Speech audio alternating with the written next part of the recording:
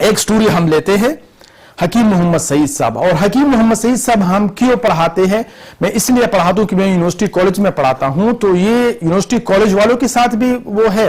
اور دوسری بات یہ ہے یونیورسٹی کالج والے بھی یہ گلا کرتے ہیں کہ بھئی ہم نے اچھی اسکولوں میں پڑھا نہیں ہے، مدارس والے بھی کہتے ہیں کہ ہم نے اچھی اسکولوں میں پڑھا نہیں ہے. تو حکیم سعید صاحب بھی ارلی ایج میں اسکول نہیں گئے تھے، ان کی والدہ نے گھر میں ہوم اسکولنگ کی تھی. ہوم سکولنگ کے بعد وہ پھر جا کے وہ کالج میں ایڈمیشن ہو گیا اور پھر یونیورسٹی چلے گئے انقرہ سے، پھر انہوں نے پی ایچ ڈی کیا. تو ایک بچہ جو ہوم سکولنگ کے بعد اتنا کر سکتا ہے، تو آپ ذرا ماشاءاللہ مفتیان کرام، علماء کرام، اب دیکھو یہ ایم فل کر رہے ہیں، اب ایم فل کر رہے ہیں بہت سارے لوگ جو ہے نا، ابھی پی ایچ ڈی کر رہے ہیں، کر چکے ہیں بہت سارے.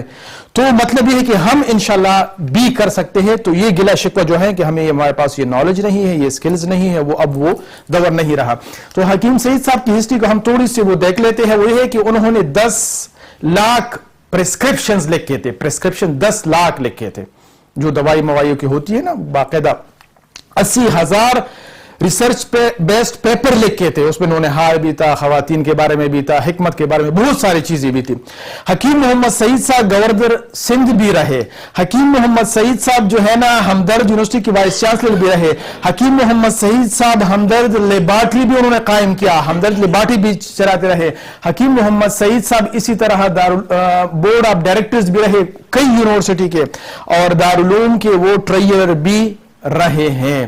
تو حکیم صاحب اتنے بڑے کام جو کہ اسکول گیا نہیں ہے، کیوں کیا، کیسے کیا؟ یہی منزل متعین، نصب العین متعین، روٹین متعین، اور اس پہ مستقل مزاجی کے ساتھ چلنا.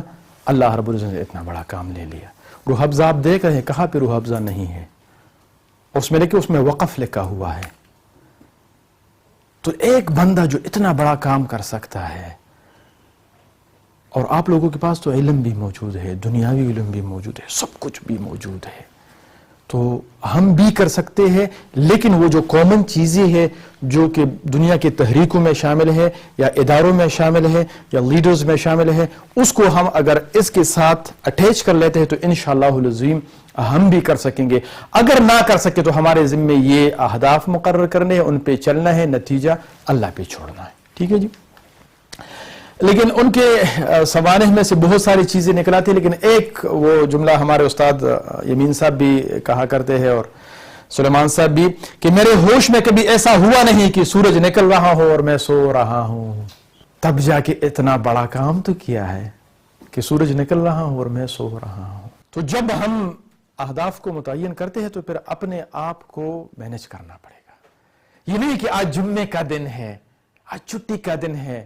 اگر آپ بھی عبداللہ عابد کے ساتھ ڈیلی ایپیسوڈ میں شامل ہونا چاہتے ہیں تو اسکرین پر دیے گئے نمبرز پر رابطہ کریں، اور اسی طرح کی مزید informative, useful and productive videos کے لیے یوٹیوب پر لکھیں بی پروڈکٹیو.